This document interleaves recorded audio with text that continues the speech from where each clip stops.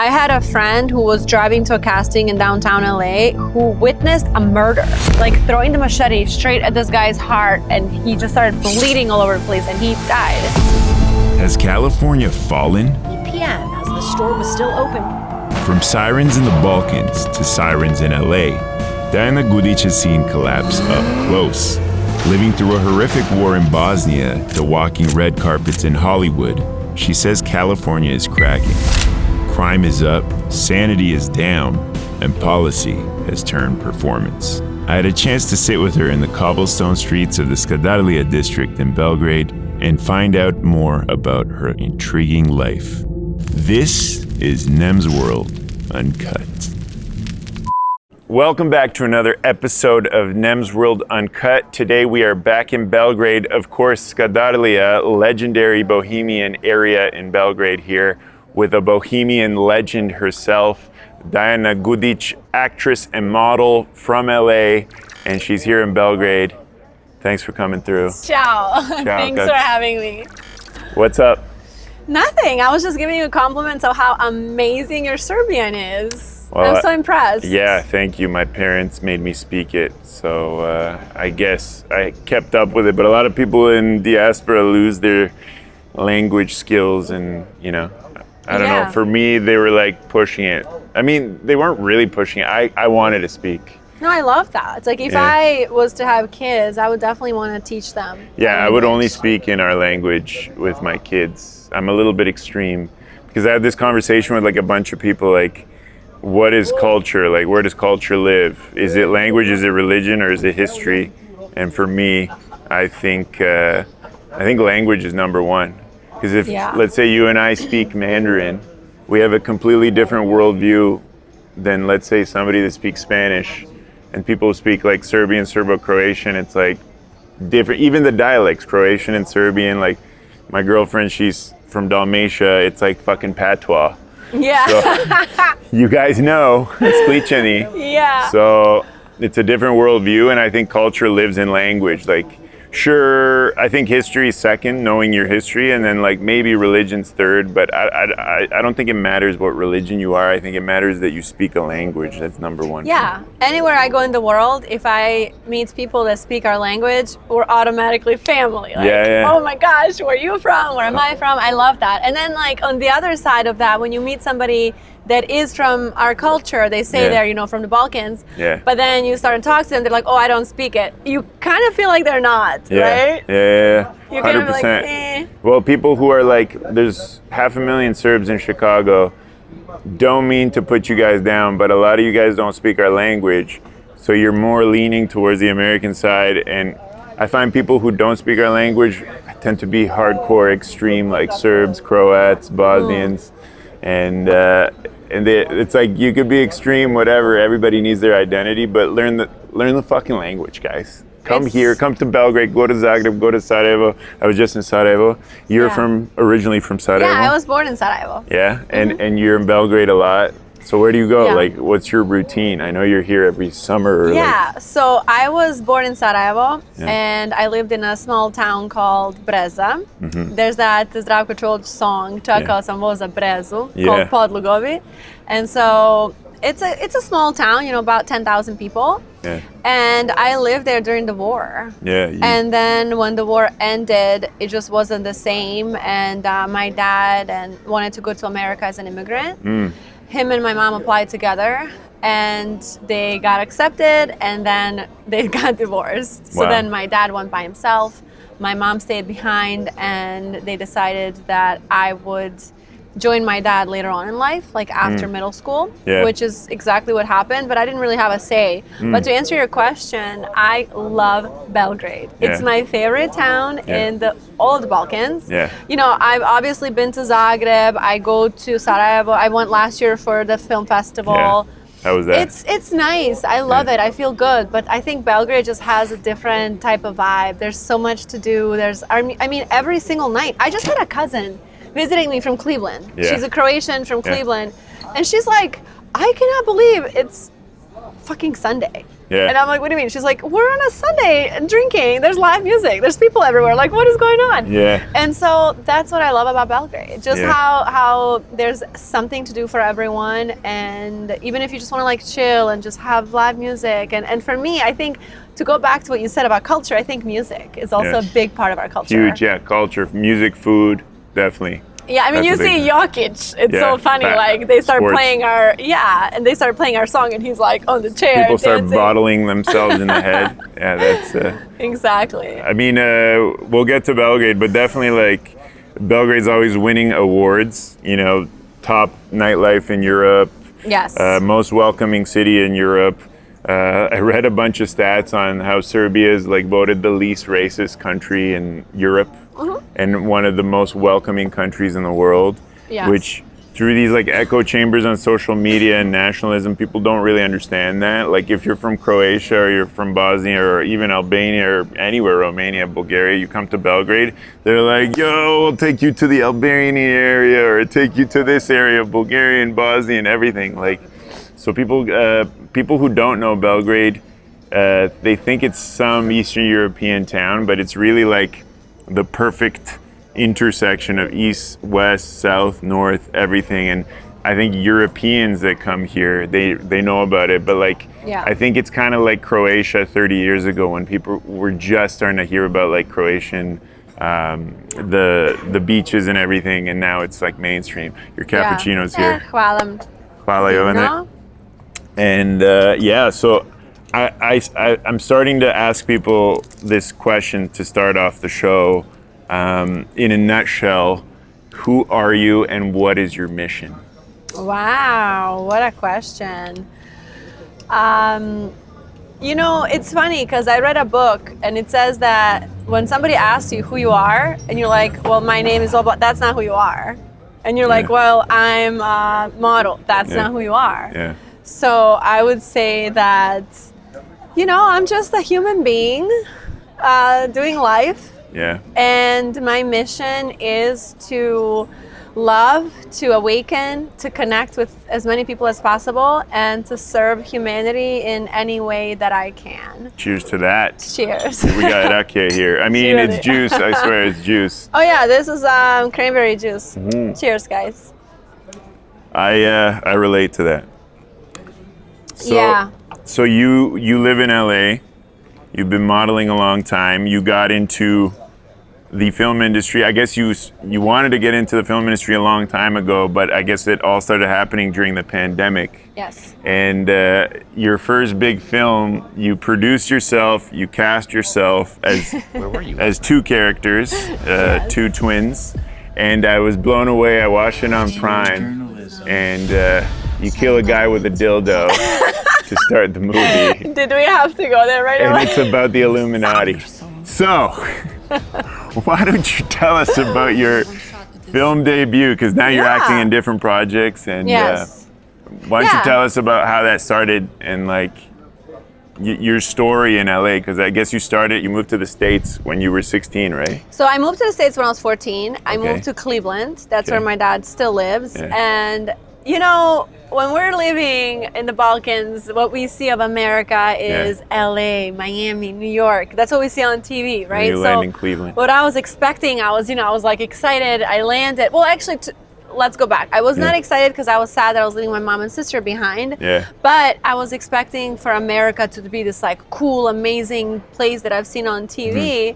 And I show up and I'm like, Dad, what is this? I mean, we've been on the highway for like an hour and a half and I haven't seen anything. I haven't seen any palm trees. He's like, corn.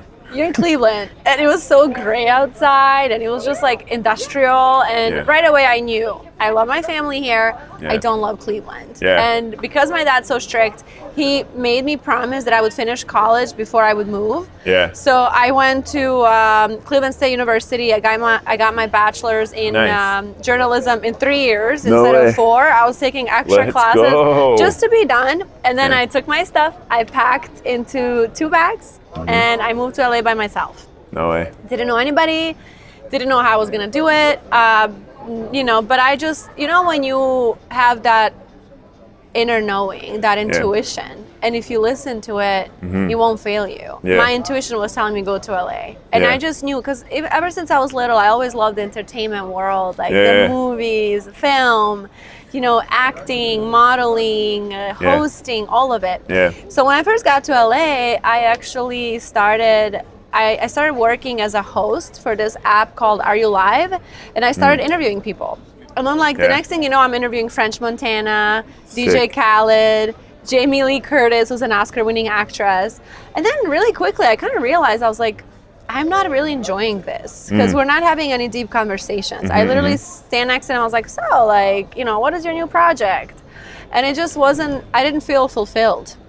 And around the same time, I started modeling a lot, you know, for a lot of different companies. And that's when Instagram was a lot easier than it is today. Like it would grow so fast.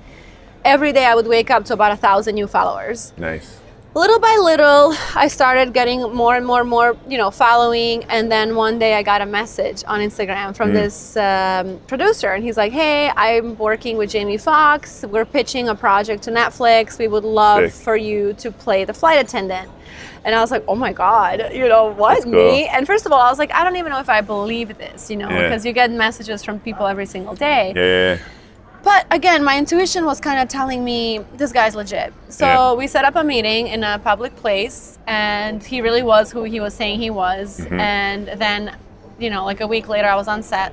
I was working as an actress. And that's the first time that I kind of realized, wow, I can really do this. This would be a fun career for me. And what I thought was especially amazing is that I got to feel. You know, because when you're from the Balkans, a lot of us, we kind of we walk around numb. Swipe it under the rug. Yeah, we swipe it under the rug, and all the feelings, like even in the war, like people would be like, oh, how do you feel about that? I was like, what do you mean? Fine. It happens. It is what it is. I'm not the only one, you know, but you don't really get to feel. So I started to understand in acting, I get to feel, you know, and all the feelings I haven't felt in years, I can access those. And so I did that, and it wasn't like a big role and or then anything. your dad's like, why are you gay? Yeah. Yes. And so after that, I started taking acting classes, and I started really enjoying it and loving it. And I landed this role in a movie called All-Star Weekend. And if you look at that IMDb, I mean, it's insane. It's like Robert Downey Jr., Al Pacino. Like the biggest names in Hollywood are in that film. Jamie Foxx, Eva Longoria. Wait, like who produced that? Everyone. I don't know. Well, I think it was Chuck Pacheco, but the director was Jamie Foxx. And it was his very first film that he directed. Wow. And so later on, I'm not even supposed to say this, but Jamie wasn't happy with the way he directed it, and it never came out. So I got so angry after that. I was like, this is the biggest role ever. I mean, I'm with A-list Hollywood actors. And no one's going to see it. And no one gets to see it.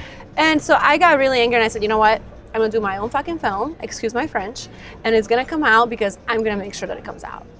And so COVID happened. After COVID, I started writing. I always enjoyed writing, I have to say that. For the last 10 years, I have so many stories I've written. And I just kind of went down the rabbit hole during COVID. And I was like, oh my gosh, there's so much going on in Hollywood that no one talks about that really is true, you know. There's all these like satanic rituals and there's these like weird parties and all these things are happening. And then I just decided to make a movie about it. So I wrote the original story and then I hired a writer to develop it into a script.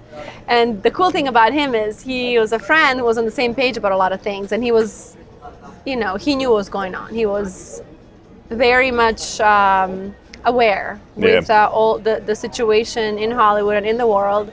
And we did the script, and 6 months later we had a movie. And what's the movie called? It's called Impulse. Impulse. Tell us about it, because I know it's about like a secret society. Yeah, it's kind of like about a shadow government that runs the world, and it's about the illusion of division, control, you know, having Democrats and Republicans, but really we're all controlled by the same people who we don't know about. Left wing, right wing, two wings of the same bird. Thank you. And yeah, I mean, it's a story about those people who run the world, and you guys have to see it. It's on Prime Video, it's on Apple TV, it's on Tubi, it's kind of everywhere. I'm not gonna talk about the dildo scene again, but it's sick. Like, you had me at hello, but why did you have to bring that up? Hey. You know, my people are a little weird, so I have to throw it in there. Yeah. But it's not about dildos, it's about, you know, the shadow government. So how did you get into all this conspiracy stuff? Because I'm the same. When I was in my 20s, I read every single book. I don't know, have you heard of Jim Marrs? Yes. Yeah, I read all of Jim Marrs' books. He's the #1 investigative journalist on conspiracies. Yeah. The guy wrote, like, and he devoted his life to this, like, proper journalist. He's not some, you know, incel in his mom's basement making conspiracy videos that are maybe like 2% true. Yeah. Like, he's like, this is the evidence of this theory. This is what we have. Boom, boom, boom. They say these are debunked, but they're not, because this is the evidence. He's like, these ones are probably not real. But like, when I started reading Jim Marrs, I was like, holy shit. And I started getting into like all the stuff. Like when you say all the stuff, share with me. Oh, well, to rewind, I had like, I grew up atheist agnostic. And then through, I told this story a few times, but basically I was on steroids when I was playing Division I NCAA basketball. I was going to play professionally. I had a shaved head. My arms were like this big. And I was on steroids. I was a steroid head. No, I wasn't. I just did steroids a couple times, but it wasn't like I was just obsessed with it. I just wanted to go to the NBA. But basically, I called up my dealer and I'm like, yo, bro, what's like, you have some shit to make me jump higher? He's like, I'm on this new shit, bro. I'm like, what's that? He's like, it's called meditation. It's like, you sit there and you force yourself not to fucking think, because if you think you're a pussy, and you like, these cosmic energies shoot up your asshole, up your spine, through your like crown chakra, and you get like at least 3 inches on your vertical jump. And I'm like, sick. I'm gonna start doing that. And that's how I started meditating. And I go from like atheist agnostic to like forcing myself to meditate, because the way Buddhists teach it is like, let the thoughts come and go. Yeah, like a cloud. I'm like, no, I can't think. I'm not a pussy. And then I guess I could start my own school of meditation now, because I'm just like, don't fucking think. Stop fucking thinking. Then I'm thinking, but I stop myself. But then after like 2 weeks, I had ADHD, I had anger problems. I was always angry because my parents, like, they were always, like, they would argue a lot, and that like affected me. I was very sensitive to that. And yeah, then, of course. And then basically, like, I went to Chicago, I was at a school in Chicago. And then after a while, I started like calming down and I started noticing other people. I was always in my own world, still am today, but at least like I can kind of communicate with the outer world. And I started listening, and then eventually, like after a year and a half, I told the story at the conference at Visoko at the pyramids.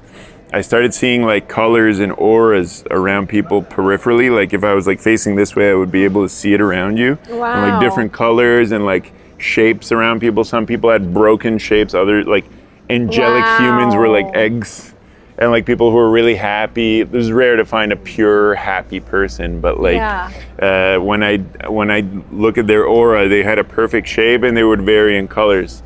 And then one day, like I developed that power after like 5 days, and I was like seeing it. I was eventually I was in Tennessee.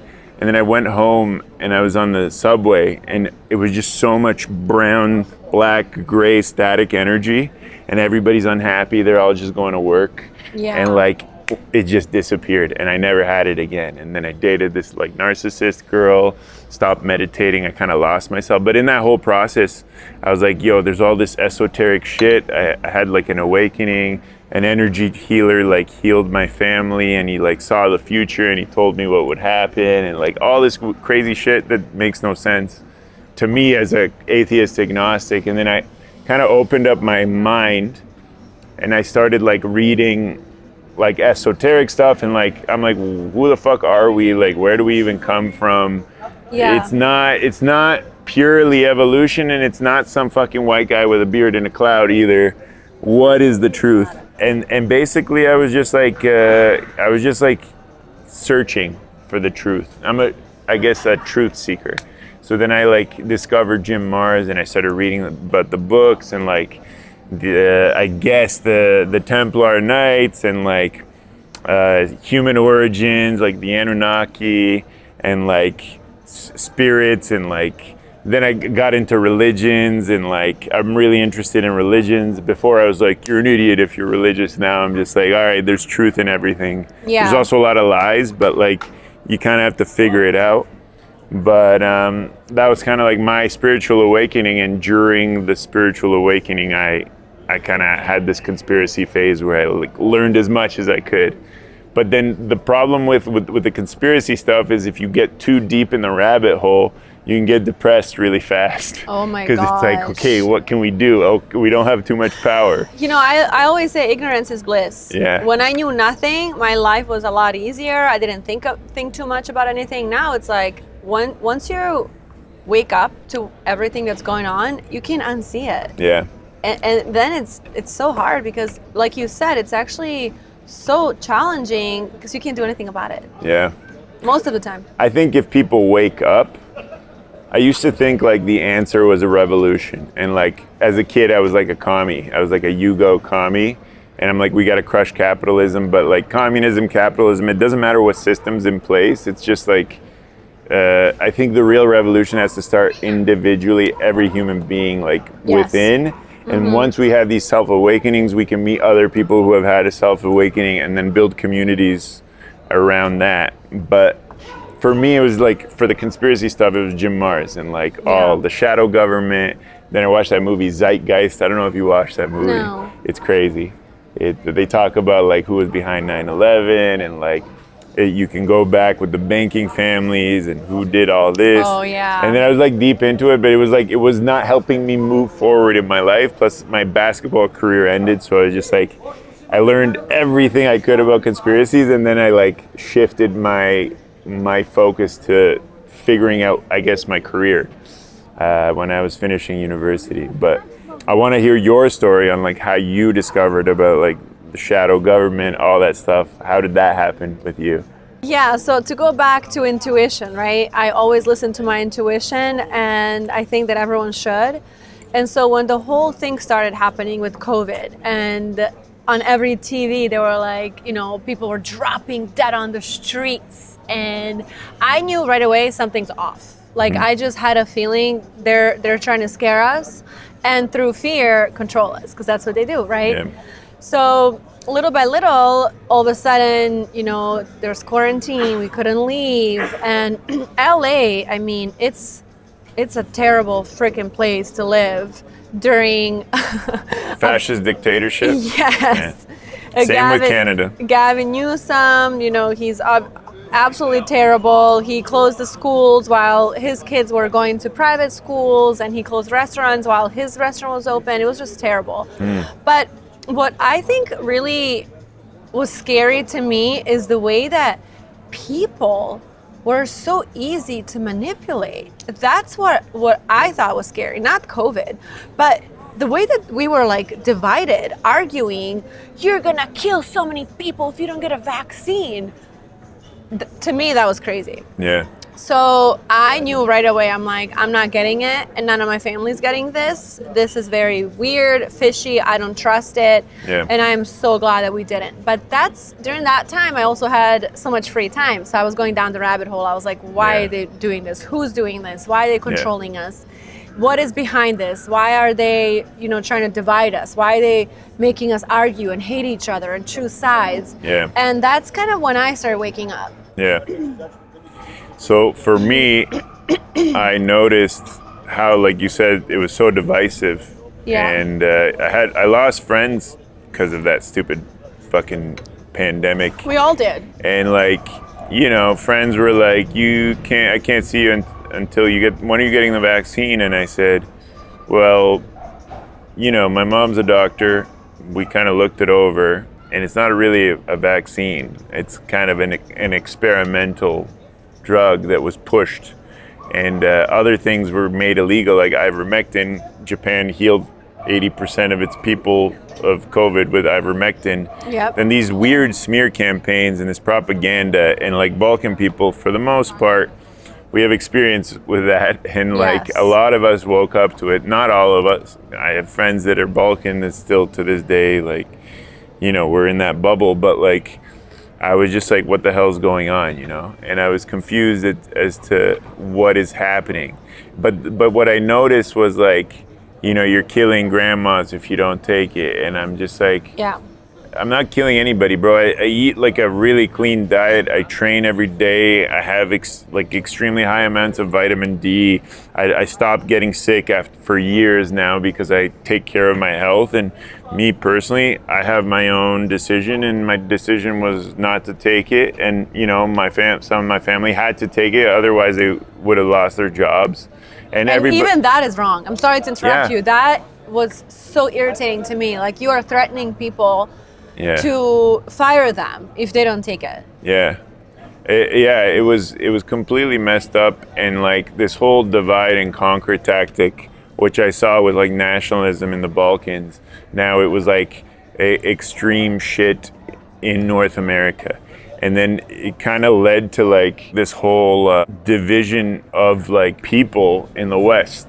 But it also led to like an economic collapse because so many things were closed. Then I heard it was terrible in Canada. Yeah, it was really bad. And like when I started seeing Trudeau on the news, who was supposed to be this like hippie who legalized weed, and he's like, if you didn't get the vaccine, don't expect to board a train and sit beside a vaccinated person. And I'm just like, first of all, you're talking like Hitler. Secondly, you're just sugarcoating it in like this really, he's just trying to be something that he's not. And I don't know if somebody was in his pockets. I don't know how it works. I would never want to be Pfizer was. Yeah, I would never want to be in politics for that reason. But like, at least, you know, outside looking in, I'm just like, this isn't normal. I can't live a normal life. People are losing their jobs. I started noticing people like in LA and like San Francisco and Toronto who have university degrees starting to go homeless. And just like when I started noticing that, and like the economic collapse, and then people going at each other, and then the Ukraine war, and everybody's this or that, you got to be this or that, you got to be left or right, you got to be Ukraine or Russia, you got to be vax or no vax, you're either anti-vax or pro-vax. And I'm like, bro, that's not how the world works. It's in the middle, man. It's not black and white, it's gray. And people, especially in the West, they don't understand that. And there's a lot of like people that want to suffer because they didn't go through shit like you went through a war. Literally, you were in a siege. Yeah. When we can talk about that. No, people are actually addicted to suffering without knowing it. And what I want to say about the whole vax thing also is, how ironic is it that the same people that are screaming, get the vax, you're killing other people if you don't get it, are the same people that are like, my body, my choice when it comes to abortion. So it's like, which one is it? That's exactly what I used to say, because it's like, if you're right wing, you're like freedom to choose what I want to put in my body, but you're not allowed to have an abortion. And if you're left wing, you're like, you know, my body, my choice with an abortion, but I'll let the government mandate me to take an experimental drug, you know? Yeah. So that was weird to me. But like, I don't know, the world's gone kind of crazy. The economy's a fucking collapse. I'm trying to move to Texas now since like all these, you know, creatives are moving to Austin. I think like 200,000 people left LA to go to. Please move so I can come visit you. Yeah, let's go. That's it. I'm going to come visit. I'm so sick and tired of LA, guys. Are you? So, oh my gosh. So let's lead into LA and what you've noticed with the decline. And maybe you can talk about your experiences with like the whole, because you mentioned like Satanism in Hollywood and all that. Maybe we can start with what you've noticed, how LA has like declined. Yeah, so I've been in LA for 12 years now, and I've seen it in just those 12 years how much it has gone downhill. And the first thing, we have a huge problem with homelessness, okay? I had a friend who was driving to a casting in downtown LA who witnessed a murder. One homeless man attacking another man with a machete, and literally like throwing the machete straight at this guy's heart, and he just started bleeding all over the place, and he died. And so the things that are happening in LA every single day, it's kind of like almost normal. Like we don't even notice them anymore. These homeless people are everywhere. And the crazy thing is, most of them are on drugs, you know? And I used to have so much empathy for them I used to want to help them, give them, food. They don't want food, they want drugs. Yeah. So it's just, our governor is just so terrible that he can't, he hasn't done anything good for LA. Then another thing that I have to point out is the crime. Yeah. It has gone up significantly. Last time I read about it, I could be wrong, but it was like 35% in the last few years, and there's no consequences. That's what I heard. Yeah, I had another friend who was driving his Ferrari, and he stopped to pick up his watch.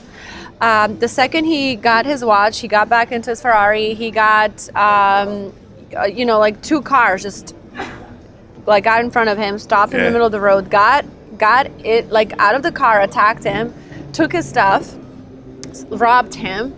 He called the cops. When the cops came, there were multiple videos of the car who the robbers were in, and you could see the license plates and everything. And the cop said to him, next time, I hope everyone votes the right way, because we will catch this person. We have the license plates, but he'll be out tomorrow. Wow. So, I had a chat with my friend who's a tech guy from he lived in San Francisco for a long time, and he was saying the same stuff. And he's like, he saw a guy get stabbed, I saw another guy get shot, nothing, and then he saw a homeless guy smash a Tesla, take out a Louis Vuitton bag, walk away with 2 cops sitting across the street eating sandwiches. He's like, excuse me, officers, are you seeing what I'm seeing? They didn't get up, they didn't flinch. He's like, well, there's nothing we can do. And he's like, what do you mean? Please explain it to me. He's like, all right, I'll break it down. First of all, he's covered in shit. And like the cruiser will end up smelling. Then we have to send the cruiser to cleaning.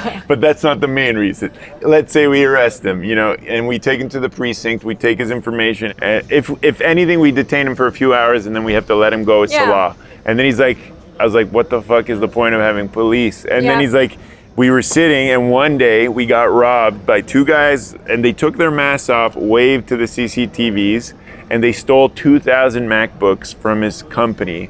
So they knew, they got tipped that there was MacBooks there. He's like, within an hour, they were all sold, and like, they got the people's information, they got the guys who stole it, and the district attorney, who apparently is some extremist, I don't know what he is, but like, he sends an official letter a week later. He's like, we will not be pressing charges because one of them's an illegal immigrant who just recently had a young baby, and he's in the Better Parenting program, which is, people who did bad stuff, but they have kids now, so like they have to help their kids. I couldn't believe it. Nothing surprises me about LA anymore. At this point, have you heard about that We Spa where a man went inside the woman's spa and clothing is optional and most women don't have any clothing on. And a woman was in there with her daughter who was 16 years old, and they were naked. I mean, it's a Korean spa, so most people are naked. And this guy comes in, and you see everything. He's completely naked, his hairy and he has a penis situation hanging out. And this woman was like, she screamed and she like ran to the front desk. She's like, oh my God, there's a guy. He's naked. And they're like, oh no, don't worry. That's a woman. She's like, no, I've seen it's not a woman. Yeah. And they're like, well, he identifies as a woman. So then my friend, this super manly, like alpha, patriot, he goes in with beard, everything. And he's like, well, let's do an experiment. And he's like filming himself. He goes in the We Spa and he's like, hi, I identify as a woman. No questions asked. They let him inside the spa. That's fucked. It's at the point where it's so ridiculous that it's almost hard to comprehend. Well, I have some trans friends, and my trans friends are a little bit different because they're conservative. And like, they're like, this is offensive to me. Yeah. Because I didn't get to choose my gender. I was born in the wrong body. And I had to suffer, and I know that I look like a man-woman, and I would never choose that. Now it's like cool, and you're tricking kids, and you're pushing propaganda on what they are. And they've, like, the few trans friends that I have find that offensive because they didn't choose to be trans. They were just spiritually reincarnated in the wrong sex, and like they had to suffer for it, and they're aware of it, and like, for the Gen Z generation and younger now, it's like they're like, you don't get to choose that. Like, you shouldn't push that. Like, that should, whatever you are, whether you're gay or straight or trans or whatever, should happen naturally. Shouldn't influence young people like, oh, this, do this, be this, or just like from an early age talking about sexuality. Just like the stuff that I'm noticing is really weird. Well, now it's being pushed. It's cool, you know, and until it's not. Until it's not. And, you know, I was even told by an acting manager that I should shave my head and say that I'm a lesbian, that I'd have a lot more opportunities in LA if I do that. That's weird. And I'm like, yeah, I don't want to do that, you know? But you're not a lesbian. Yeah, and he's like, well, you can just say you are. And I'm like, well, why does that make me more appealing, cool or appealing as an actress? Isn't it about talent? It's no longer about talent. And then they have these like certain percentages of who they have to hire. So it's like, oh, this many, you know, African Americans, and this person is gay, and this. I'm just like, I'm so sick and tired. My buddy's of that. from Compton, and he's in film and music, and he's like, it's a good time to be black. He's like, I'm gonna take advantage of all these motherfuckers. Yeah. He's like, all these racist liberal people who pretend they care. Yeah. I'm gonna fucking take all their money. I'm like, bro, I would do the same. Go for it. I mean, it is. Yeah. I mean, it's good for them, you know. Yeah. But it's just gotten to a point where I don't know. I'm just sick and tired of LA, and I'm ready to go somewhere where there's more normal people. Mm-hmm. And where do you want to go? See, that's the problem. I don't know. Yeah. I still am not sure. I mean, I love Belgrade, but it gets so cold here in the winter. Like, I can see myself living here if I travel a lot. You know? Yeah. What about the satanic conspiracy stuff? Like, you've gone to a lot of parties. Like, even I briefly lived in LA with Mirko, and you hosted us. You helped us. You hooked us up with some jobs, and like, you helped us do cool stuff. And your mom invited us for palachinke, and that was super cool. So super grateful for you. Of course. So you were like the most welcoming person that we met in LA, and we're really grateful for that. Of course. I was so happy to meet you guys. Yeah, and look at us now. Yeah, we're homies now. And like, we were there, and like, even before that, I used to come to LA because my buddy, his mom was one of the biggest film executives, and I noticed these weird parties. Yeah. And I'd be like, maybe it wasn't like pedophilia, but it was like extreme egotistical narcissism to the point where it was so toxic. And I'm just like, is LA really like this? Luckily, when I lived there briefly, like I saw other parts of LA, spiritual LA, like cool people, like artists. Yeah. But what was your experience? What are the craziest stories, like parties that you've seen? Have you been to like any of those Diddy parties? Or like, what's your stories? Yeah, so I haven't been to any Diddy parties, but I've heard about them. I know people that have gone. And they say that when you're there and, you know, before like midnight, the things seem pretty normal. You know, people are taking pictures, hanging out, music, DJ, like any other party. But then once everyone leaves, that's when weird shit starts happening. That's when Diddy's like, 5 people need to fist my asshole. Get in the line. Exactly. Thank God I never went. But, you know, I had so many weird experiences with people just offering me to sell my soul, which that's the way that I see it. Somebody else may not see it that way, but basically like hook up with me for a role, you know, and then this person's like a nasty 60-something-year-old, 300-pound producer, director who's famous. And he's like, Jesus. Meet me here, you know, I'm going to do this for you, I'm going to do that for you. And thankfully, growing up the way I did and with such like strict parents, they really, in that way, raised me the right way. So I always valued myself more than I valued those like roles, right? Did your parents spank you? Yeah, they did. My mom used to. My mom, both my parents used to beat the shit out of me, but my mom. Open hand. How do you? What's a jara called in English? Žara, šta je žara? Znaš žara, ona trava, like the plant that really like burns. Like a bamboo stick? I don't know, it's not a bamboo stick. Žara is something else. Žara. Oh, like poison ivy plant. Something like that. And she would tell me, she would like literally, oh my God, she's gonna kill me for saying this. Yeah. But she would, you know, burn me with that, like my ass. Yeah. Well, look how she turned out. It's good that you burned her ass, Mom. Just a little bit. Some pets. And then she'd say, "Šta hoćeš? That's healthy. It's healthy." And I'm like, all right. Well, I guess I'm trying to say that my parents were strict and they taught me, morals and values. And so I really am so grateful for that, because when people are like, what is your biggest accomplishment in Los Angeles? And I say staying true to myself. Because it's not easy to say no to opportunities like that. It's not easy when you can't pay your rent and you're broke and somebody's offering you 10 grand to like hang out, right? It's not easy to be like, no, like, let's be real. The majority of women would hang out. That's what I'm saying. Especially if the guy's good looking or like at least a little bit charming. Exactly. So, but a lot of women wouldn't, and you didn't, so. I didn't, and so that's my biggest accomplishment, is staying true to myself. And, every time I do podcasts and interviews, like, there's always people in the comments saying, yeah, sure. Sure, bimbo, whatever. Okay, yeah, I don't believe you. And let me tell you something. I don't give a flying F if they believe it or not. The important thing is, I know it. And, like, I can look myself in the mirror, and I'm happy with what I see. And I'm proud of what I see.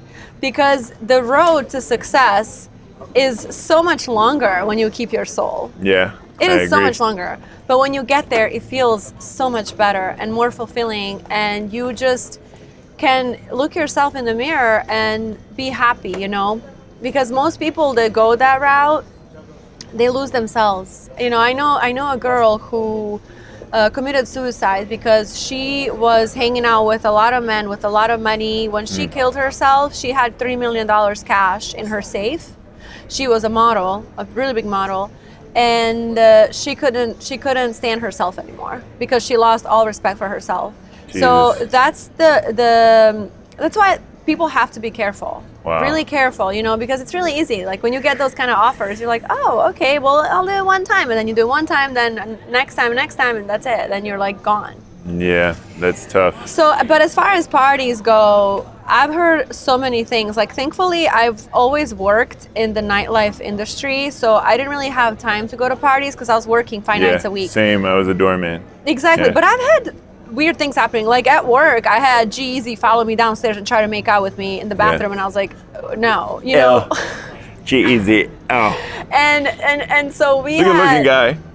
He is a good-looking guy, but I mean, it's a weird way to... Italian or something? He's Italian. He's tall for an Italian guy. Yeah, but it's just, I think the type of people that I've seen, I mean, I went from Cleveland, Ohio, to working in one of the most popular nightclubs in the world, where at every single table it's a A-list celebrity, and I got to see all of a sudden now I'm this world, and I'm like, oh my god, what am I even doing here? And most of them are douchebags. Most of them are douchebags. Not all of them. Not all. No. I met cool people too, but then you kind of start to realize, I was like, oh my god, I met this person.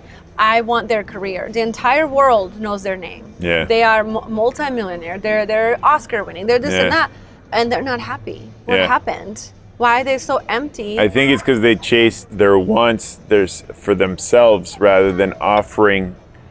The actors that I notice that are really happy, they don't give a shit about anything. They just offer their gift to the world. Yes. And it just naturally, if they're actually that talented, it just comes to them. Like, when it comes from ego, that's what's when you have a problem. Fucking Keanu Reeves. Yeah, Keanu Reeves is one of those people. He is. And there's a lot of people like that. And he's normal. He gets on a train. Like, he's such a cool person. Yeah. I love people like that. And those are the people that we need to inspire the young. When you look to provide value to other people rather than look to fulfill your own need externally, that's when your fulfillment actually truly happens. Yeah. But it's really hard in a capitalist society that we live in to actually look to provide value first rather than because we all feel if I have this or if I have that, I'll be happy, and then you just level up and then you get it, and then it's what's the next thing? I have to have this. Well, the problem is a lot of us have childhood trauma, and so we want to be seen and we want to be celebrated. 100%. I'm one of those people. I mean, absolutely. I feel the need to perform, and I love attention, but deep down, the older I get, I'm when I start talking about stuff that I really care about, uniting the world and stuff, that's when people are exactly, because that's what's authentic to you, and you're not doing that for attention. Yeah. But most of us do have childhood trauma where like we felt like we weren't seen or heard or loved the right way. So we want that, you know, we crave that. So acting, I find that in acting, there's a lot of people like that. Yeah, you know, it's 100%. like ego driven. They want to be seen and heard. Like even me, like when I first moved to LA, I thought that I wanted to have a billboard on Sunset. I wanted to be the first person from Bosnia to have a billboard. I got a billboard. My mom and I went there and I looked at it and then I looked at my mom and I was like waiting for her to be proud of me. And she was just like, yeah, cool. And then I'm like, yeah, cool. We had this conversation in Sarajevo. In Sarajevo, celebrity doesn't exist. Oh, Dino Merlin, cool, whatever. Swing by for a drink if you want. And then even now, like my movie came out worldwide and my grandparents don't even care. Yeah. I told them, I was like, oh yeah, I did a movie, blah, blah, blah. And they're like, okay, so how are you doing? What else is going on? Are you married yet? I'm like, but I've done a movie. And they don't care.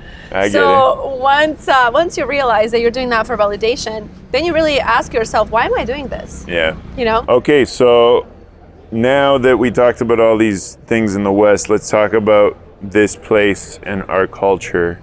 We're in Skadarlija, you're staying here.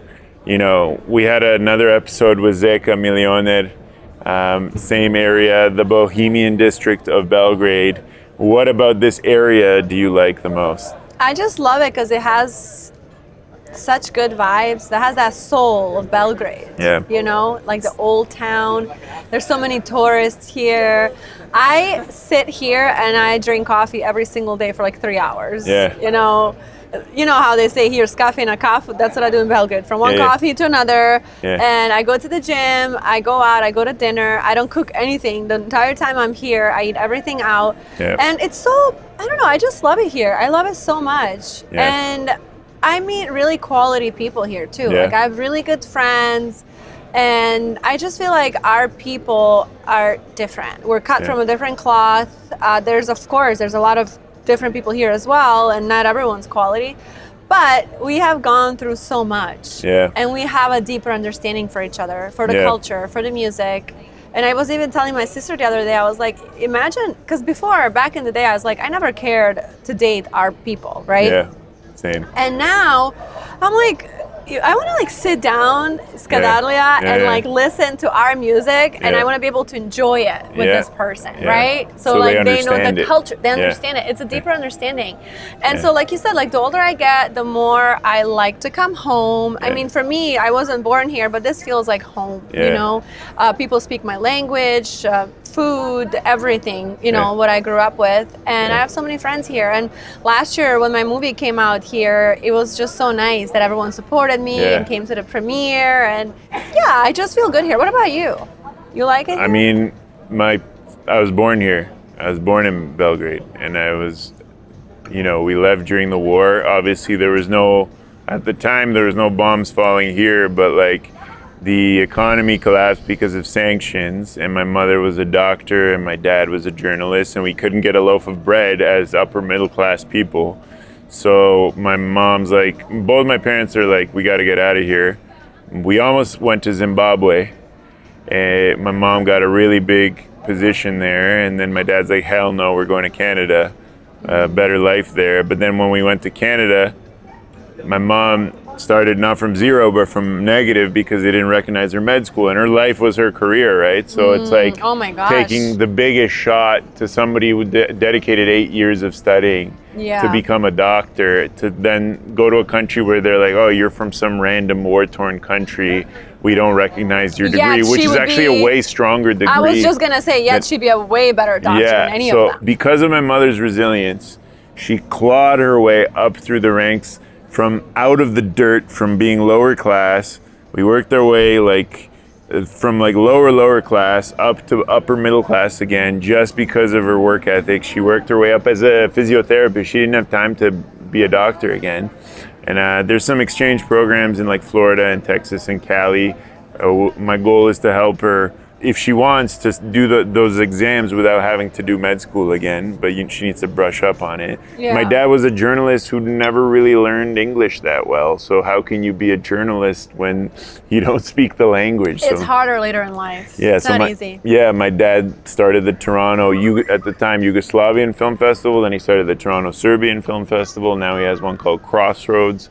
My sister Nora just took over the festivals, but like Crossroads is all the Balkans, XU, Albania, Romania, Bulgaria. And so I was kind of raised with the Belgrade culture, even though my mom's from Vojvodina. She lived here 8 years. And but I was going to ask you, when I say Belgrade, what's the first thing that comes to mind to you?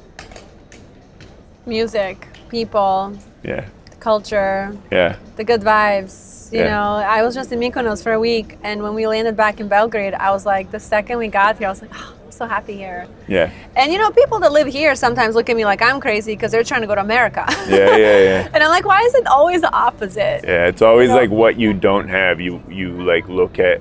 Yeah. Like you want it more. Yeah. But then when you get it, you realize like things go back to the roots, I guess. Exactly. And to me, I feel like I could do both. I could live in America and could live here. Yeah. You know, and we'll see where life takes me. And I think the most beautiful place to be in life is in the state of surrender. Yeah. Where you're not controlling life. You are not trying to, you know, plan every single thing out, because you know what they say, we make plans and God laughs at us. So I'm kind of in that state now. You know, I'll see where life takes me. I am, you know, I'm a happy person. I've gone through a lot, as you know, but I've worked on myself for many years, and we'll see. But I love it here, so I'll be here every single summer. That's for sure. Let's go. I might be here as well. Every time I come here, I feel very welcome, and best nightlife in Europe, guys. So if you like to party or sit in coffee shops, or you want to, we talked about aggressive hospitality with Zeka, with Ivan. Very aggressively hospitable for anyone from anywhere, really, the whole world. I have another question. So like when I say the word Yugoslavia, what's the first thing that comes to mind? War. War? Yeah, because I was born in Yugoslavia. Same, yeah. You know, and then 2 years later, war started, and then all of a sudden, it broke apart into little countries. And so I grew up watching my parents and my family kind of talking about it, and, you know, talking about how life was back then. And, you know, and you hear different opinions. You know, for example, my parents would say that they loved, you know, their lives during when it was Yugoslavia, but then I'd hear like grandparents say, no, it was bad, it was communism and this and that. But I don't know, I wish that I could remember life in Yugoslavia, but I know that we had the number 4 strongest army in the world. Yeah, education, army, what else? So many things, healthcare system. Yeah, and now we can get into a whole nother freaking conspiracy, but everyone here does believe that America was threatened by us. Yeah. And so that's why we broke apart. Well, we're at a strategic cross-section of the world, and like Israel, Palestine is another one of those places. Ukraine, Russia is another one of those places. Yeah. And when a region decides, I want to nationalize my own resources and I want to have control over my own people, the world's superpowers don't really like that. Yes. So they send their intelligence agencies, and then they pay off little factions and groups and political parties to start dividing people. Which I was just gonna say, what happened? The same thing, division. Yeah, so that's literally happening in North America as we speak, with different funded backings, like BLM, the whole woke stuff. People are being taken advantage of, whether they're black, trans, gay, straight, you know, whether they're Serbian, Croatian, Albanian. They don't really even know what's the engine behind these hatred. They'll say, oh yeah, they did this, or I like to make fun of Balkan people on the negative side, because everybody wants to be the biggest victim.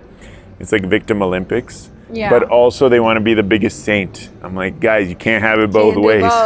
You got to focus on one or the other. But I think what's interesting, I wanted to ask you, because I guess you would be considered from a mixed marriage. Your dad's Croatian, your mom's Serbian. Yes.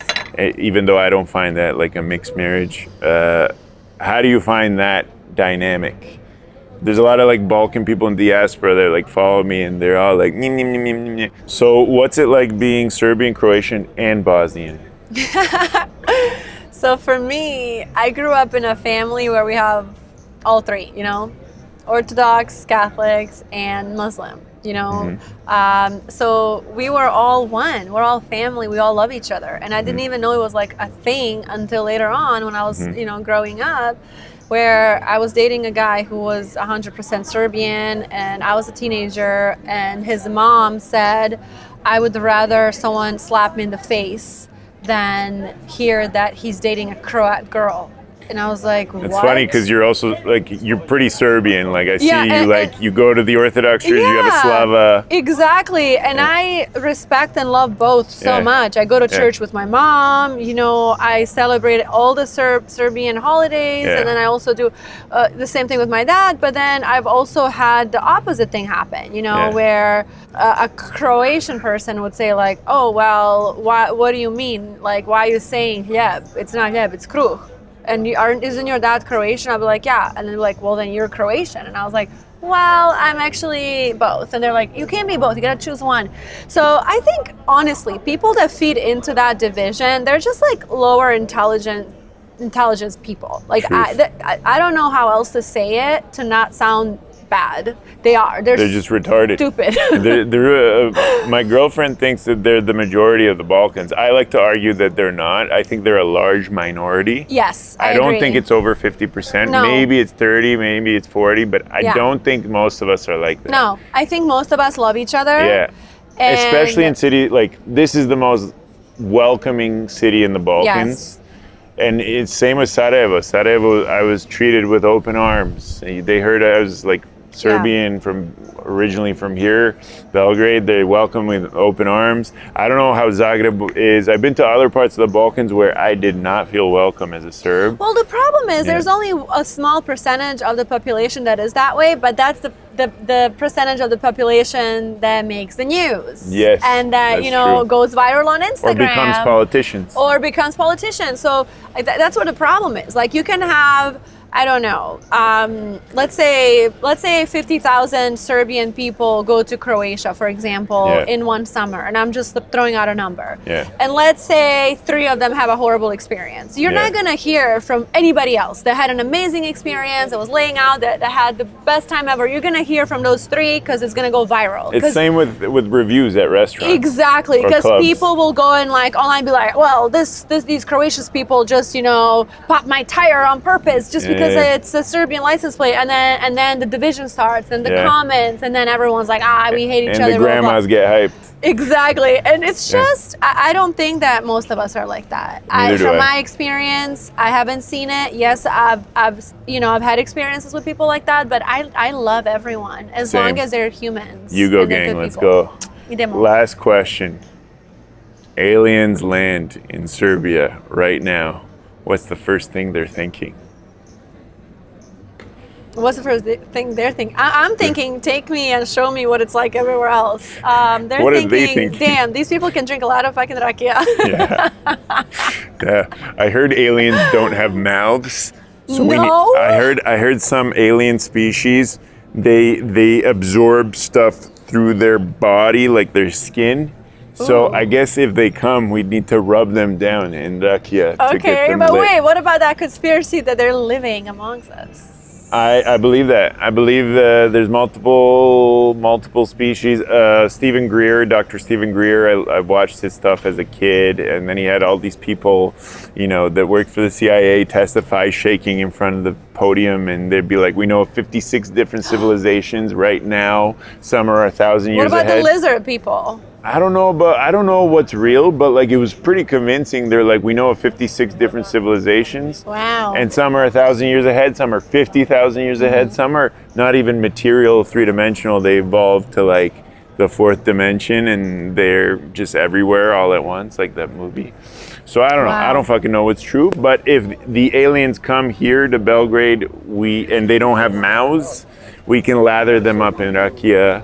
And I'm sure they'll have a good time. I'm actually really excited to do that with you. We'll do it in slow motion, high frame rate. Okay, Šljivovica. Let's go. Thank you so much for everything. Thanks for having me. Yeah, it was a random but fun conversation. So fun. Thanks. Guys, that's it for NEMSWORLD Uncut. You have Dajana Gudic here, and it's been an honor and a pleasure. Don't forget to like, subscribe, and follow, and stay sexy.